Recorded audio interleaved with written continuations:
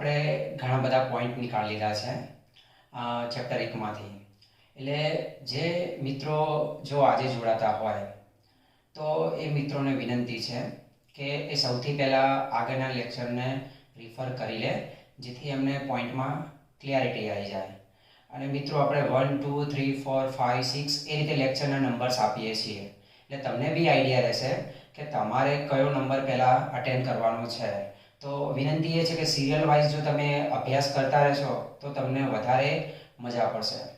હવે જો મિત્રો, લાસ્ટ લેક્ચરની અંદર આપણે લોકોએ જોયું કુલમ્બના નિયમનો અદિશ સ્વરૂપ.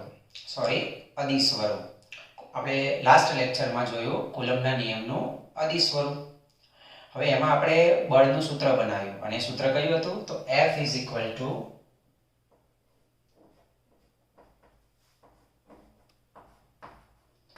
K Q1 Q2 upon R², અથવા તો ε0 માં લઈએ તો F = 1/4πε0 Q1 Q2 upon R². મિત્રો આ જે જોયું એ આપણે અદિશ સ્વરૂપ જોયું. બધાને ખબર છે કે બળ કેવી રાશિ? તો સદિશ રાશિ. તો આપણે એનું સદિશ સ્વરૂપ બી સમજી લેવું જોઈએ. બરોબર મિત્રો? તો સદિશ સ્વરૂપ સમજવા માટે આ બળની આપણે વાત કરીએ કે બળ ક્યારે ધન હોય અને ક્યારે ઋણ હોય. બરોબર? તો જો પહેલો પોઈન્ટ આ સમજી લેશો પહેલા કે જો Q1 Q2 એટલે કે બંનેનો ગુણાકાર 0 કરતા મોટો હોય એટલે કે ધન હોય. બરોબર? તો કયું બળ લાગશે? તમને આઈડિયા આવે છે? આકર્ષી બળ લાગશે કે અપાકર્ષી બળ લાગશે? જો Q1 Q2 ગુણાકારની કિંમત 0 કરતા મોટી હશે તો એ અપાકર્ષી બળ લાગશે કે આકર્ષી બળ લાગશે? બરોબર મિત્રો? અપાકર્ષી બળ લાગશે. કઈ રીતે? જો કે આ બંનેનો ગુણાકાર ક્યારે 0 કરતા મોટો થશે? જ્યારે બંનેની કિંમત ધન હોય ત્યારે. ફોર એક્ઝામ્પલ જો હું લઈ લઉં છું +2 ગુણ્યા +4. બંને કેવા છે? ધન. તો જવાબ શું આવશે? +8. 0 કરતા કેવો આવશે જવાબ? મોટો. ધારો કે હું લઈ લઉં આની વેલ્યુ -2, આની વેલ્યુ હું લઈ લઉં -4. તો આ બંનેનો ગુણાકાર માઇનસ ગુણાકાર શું થાય? પ્લસ જ થઈ જાય. તો શું હશે? +8. ટૂંકમાં તમે સમજી શકો છો કે Q1 Q2 > 0 ક્યારે હશે? જ્યારે બંને વીજભાર સજાતીય હોય. અને સજાતીય હોય એટલે કયું બળ લાગશે? તો એ બળ લાગશે અપાકર્ષી બળ.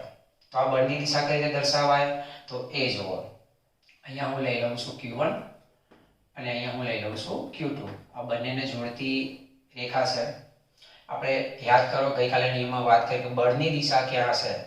તો બળની દિશા બંને વીજભારને જોડતી રેખા પર. તો જોડતી રેખા પર જો દિશા અંદરની તરફ બી આવે, બહારની તરફ બી આવે. તો અપાકર્ષી બળ છે તો અપાકર્ષણ કઈ તરફ થાય? બહારની તરફ. બરોબર? તો અહીંયા બળની દિશા બંને તરફ શું આવશે? બહારની તરફ આવશે. કહેવાનો મતલબ છે કે 1 પર 2 બળ લગાડશે. તો 1 પર જે 2 બળ લગાડશે એને શું વાંચશું? F12. 2 પર 1 બળ લગાડશે તો આપણે એને શું વાંચશું? F21. બરોબર? જો મિત્રો F12 ક્યારે લખાય અને F21 ક્યારે લખાય? 1 પર 2 વડે. ફરીથી બોલો, 1 પર 2 વડે. જે પર છે ને પહેલા 1 પર 2 વડે એટલે 1 પહેલા લખ્યું જુઓ. આને શું વંચાય? 2 પર 1 વડે. તો 2 પહેલા આવ્યો તો એના આ રીતે લખાય. હવે એ જ રીતે તમે સમજી ગયા છો કે જો Q1, હા આ કેવું બળ છે? અપાકર્ષણ.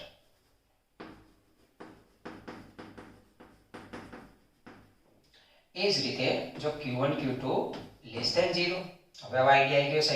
<0 મતલબ માઇનસ ક્યારે હોય? જ્યારે બંનેમાંથી કોઈ એક ઋણ અને એક ધન હોય. આ -2 લો, આ +4 લો, જવાબ શું આવશે? -8. અથવા તો આ +2 લઈ લો, આ -4 લો, તો બી જવાબ શું હશે? -8. આ બંને કેસમાં તમે જવાબ ઋણ આવ્યો. એનો મતલબ એ છે કે જ્યારે Q1 Q2 <0 હોય એટલે કેવું બળ લાગશે? આકર્ષી બળ. એક ધન, બીજું ઋણ. બરોબર? આકર્ષી બળની દિશા કઈ તરફ હોય? તો આકર્ષી બળની દિશા હોય અંદરની તરફ.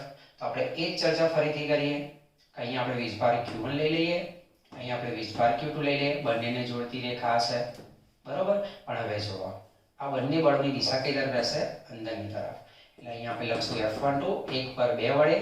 એ જ રીતે 2 પર 1 વડે. તો આ આકર્ષી બળ રહેશે. બરોબર મિત્રો, તો સદી સ્વરૂપી પરીક્ષામાં પૂછાય છે, બરોબર, એ પણ 2 માર્ક્સમાં આવે છે ક્વેશ્ચન, એટલે આ ધ્યાન રાખશો કે કુલમ્બના નિયમનું સદિશ સ્વરૂપ સમજાવો, બરોબર. તો આ પણ ઇમ્પોર્ટન્ટ ક્વેશ્ચન તો છે જ. અહીંયા કામ કરતું નથી, હવે આપણે એ સદિશ સ્વરૂપના સૂત્રો બનાવવાના છે. તો જો કઈ રીતે બનાવીએ છીએ, ક્લિયર છે. સદિશની વાત થતી હોય એટલે ડિરેક્શન આવે જ, દિશા દર્શાવવી જ પડે. હવે મિત્રો આપણે ગ્રાફિકલી ડિરેક્શન કઈ કઈ લઈએ છીએ, એક્સ, વાય, ઝેડ. તો આપણે 3 દિશા બતાવી દઈએ, બરોબર. તો અહીંયા જુઓ તમે,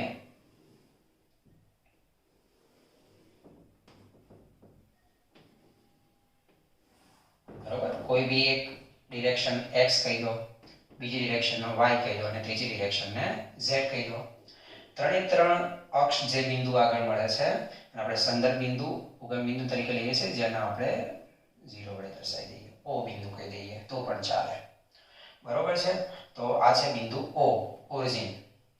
તો આ ઓ થી આપણી પાસે 2 વીજભાર છે, એક વીજભાર છે Q1 અને બીજો વીજભાર છે આપણી પાસે Q2. તો બંને બિંદુઓ થી કેટલા અંતરે આવે છે, મતલબ એના સ્થાન સદિશ કેટલા હોય એ આપણે સમજવાનું છે, બરોબર. તો એમના સ્થાન સદિશની આપણે વાત કરીએ, કારણ કે તમે 2 અથવા 2 કરતા વધારે દિશાની વાત કરો છો ત્યારે અંતર તરીકે સ્થાન સદિશ આવે. તો ઉગમ બિંદુ O થી એમના સ્થાન સદિશ Q1 નો સ્થાન સદિશ જેને આપણે R1 કહી દઈએ અને Q2 નો આપણે સ્થાન સદિશ કહી દઈએ R2. મિત્રો આ જે 2 વીજભાર છે આપણે સજાતીય ધાર્યા છે. તો હવે તમને ખબર છે સજાતીય ધારી તો બળની દિશા એટલે બહારની તરફ જાય, તો બંનેને જોડતી રેખા થઈ. તો એમાં બળની દિશા બહારની તરફ આવશે, એક બળ આ તરફ આવશે, બીજું બળ આવશે આ તરફ, બરોબર. તો એક પર જે બળ લાગશે 2 વડે, એને આપણે શું કહીશું, એક પર 2 વડે લાગતું બળ F12 અને 2 પર 1 વડે લાગતું બળ જેને આપણે કહીશું F21. મિત્રો આ જે અંતર છે એ 1 થી 2 પર જો કે 2 થી 1 પર આવો, એ અંતર તો બદલાશે નહીં. મતલબ કે એમના જે મૂલ્ય છે જેનો હું R12 કહું, 1 થી 2 પરનું મૂલ્યને આપણે માનાંકમાં દર્શાવીએ છીએ, અથવા તો બરોબર અહીંયાથી આ અંતર લો તો R21 લો, એનું મૂલ્ય તો કેવા રહેવાના છે, સમાન જ રહેવાના છે, બરોબર મિત્રો.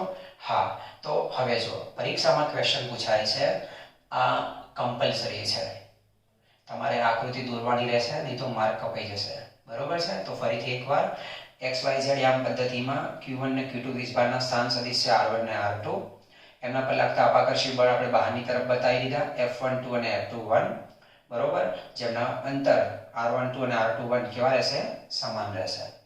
મિત્રો હવે તમને આ યાદ કઈ રીતના રાખશો, સૂત્ર લખશો કઈ રીતે એ સમજવાનું છે. જો આ મગજમાં એક ગાંઠ બાંધી દો, આજે સમજાવવા જઈ રહ્યો છું એ, કારણ કે ધોરણ 12 સદિશ આધારિત ચેપ્ટર ઘણા બધા છે. એ સદિશને કઈ રીતે દર્શાવે આપણે શીખેલા છીએ પણ ભૂલી જઈએ છીએ પરીક્ષામાં, બરોબર. જો એકમ સદિશની વ્યાખ્યા યાદ કરો. એકમ સદિશની વ્યાખ્યા આપણી પાસે કઈ છે, તો એકમ સદિશ ઇઝ ઇક્વલ ટુ આપણે શું લખીએ છીએ, એ ભૌતિક રાશિની દિશા ભાગ્યા એનું મૂલ્ય. તો ફાઇનલી દિશા બરાબર શું થઈ જાય, તો દિશા બરાબર આપણી પાસે મૂલ્ય ગુણ્યા શું થઈ જશે, એકમ સદિશ થઈ જશે. મિત્રો હું આની વાત કરી રહ્યો છું, બરોબર. જો ફોર એક્ઝામ્પલ હું આના સૂત્રમાં દર્શાવું તો અંતરની વાત કરું, અંતર r ની, તો અંતર r નો એકમ સદિશને આપણે કઈ રીતે દર્શાવીએ છીએ, તો એકમ સદિશ માટે આપણે કેપ લઈએ છીએ, r કેપ. એની દિશા લઈ શું આવશે, તો એની દિશા સદિશ r ભાગ્યાનું મૂલ્ય કેટલું આવશે, માનાંકમાં સદિશ r અથવા તો એકલો r. તો એના પરથી સદિશ r એટલે કે દિશા બરાબર શું થઈ જાય, જો મૂલ્ય ગુણ્યા એકમ સદિશ. મિત્રો હું આ વાત કરી રહ્યો છું, ઘણા બધા વિદ્યાર્થીઓ છે બહુ ભૂલ કરે છે આવા ફોર્મ્યુલા લખવા માટે. મિત્રો ઘણા સૂત્રો એવા આવશે, ઘણી થિયરી એવી આવશે કે જે તમારે વેક્ટર ફોર્મ એટલે કે સદિશ સ્વરૂપમાં દર્શાવવાની આવશે. એક વાત મગજમાં ઘુસાડી દો, અહીંયા દિશા હોય એટલે અહીંયા એકમ સદિશ આવે આવે આવે જ.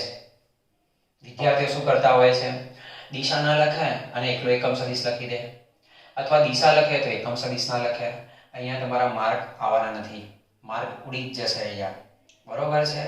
માર્ક તો તમે સમજશો તો આવવાના જ છે। એટલે મહત્વનું શું છે, કોઈ પણ સદિશ સ્વરૂપના દર્શાવાય કઈ રીતે, તો દિશા બરાબર મૂલ્ય ગુણ્યા એકમ સદિશ।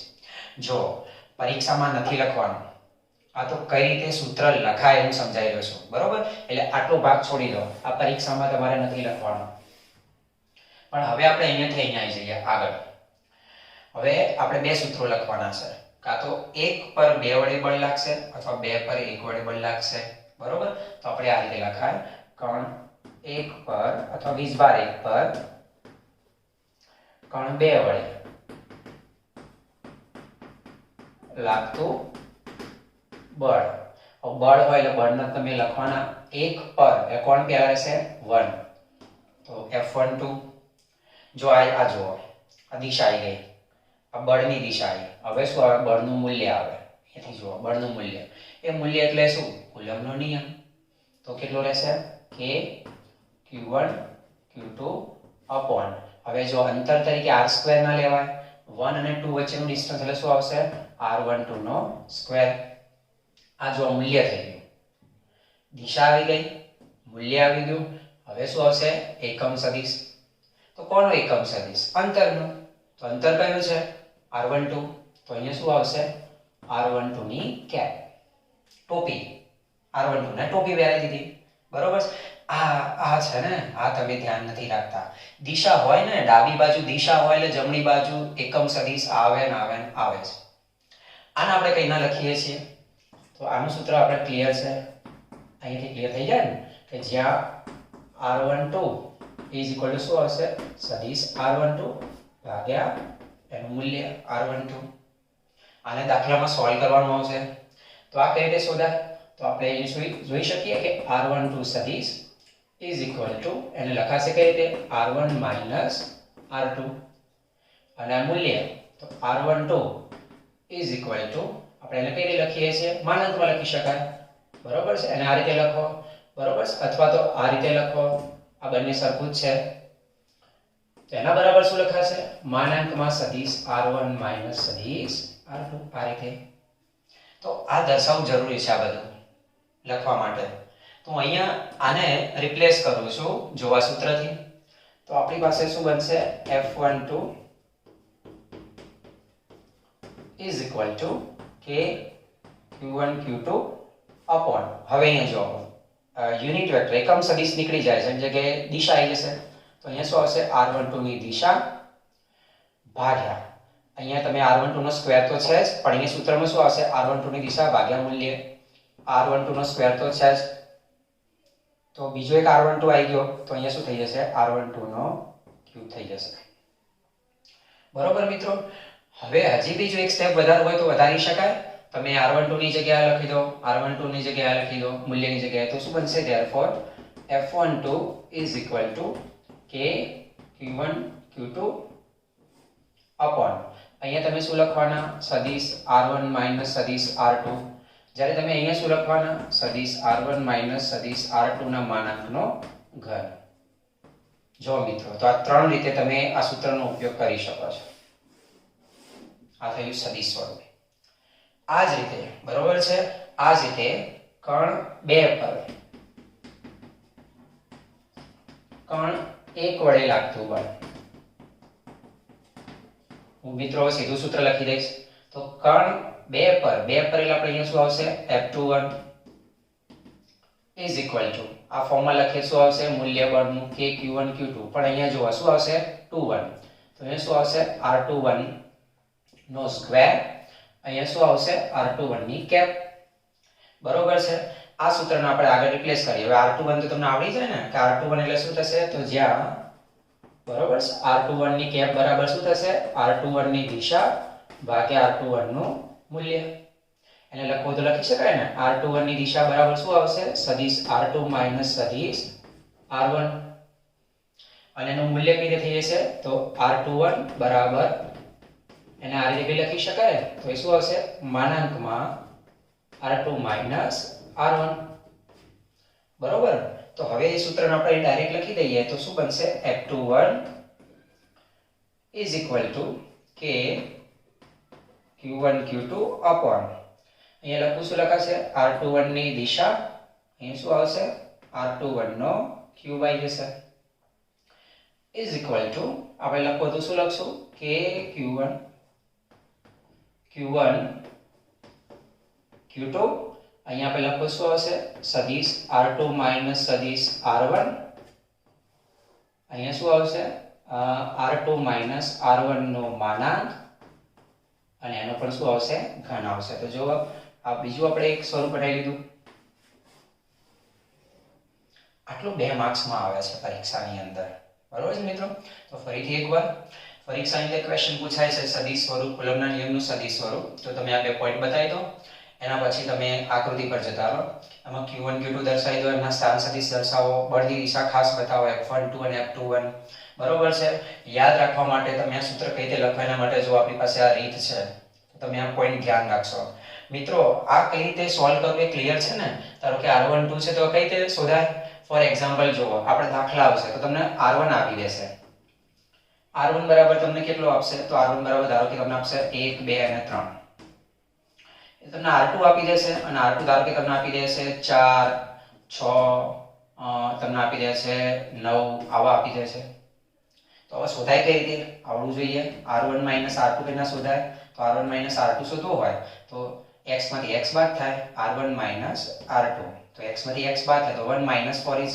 what -3 2 6 is what -4 and 3 9 is what -6 આ થઈ ગયું R1 R2 સદિશ એનું મૂલ્ય શોધવું હોય તો હવે એ બી આવડવું જોઈએ કે સદિશ R1 સદિશ R2 એનું મૂલ્ય શોધવું શું આવે વર્ગમૂળમાં x ઘટકનો વર્ગ -3 નો વર્ગ 9 વત્તા y ઘટકનો વર્ગ -4 નો વર્ગ 16 અને વત્તા z ઘટકનો વર્ગ -6 નો વર્ગ 36 બરોબર આનો સરવાળો કરો અને વર્ગમૂળ લઈ લો તો આ રીતે આનું મૂલ્ય શોધી શકો છો તો આ બી તૈયાર કરવું મિત્રો બરોબર છે અદિશ સ્વરૂપ કરતા સદિશ સ્વરૂપ છે ને એ પરીક્ષામાં વધારે પૂછાતું હોય છે તો તમે આ પોઈન્ટ ક્લિયર રાખશો બરોબર 1 મિનિટ હું આ પોઈન્ટની જરૂર નથી તો નીકાળી લઉં છું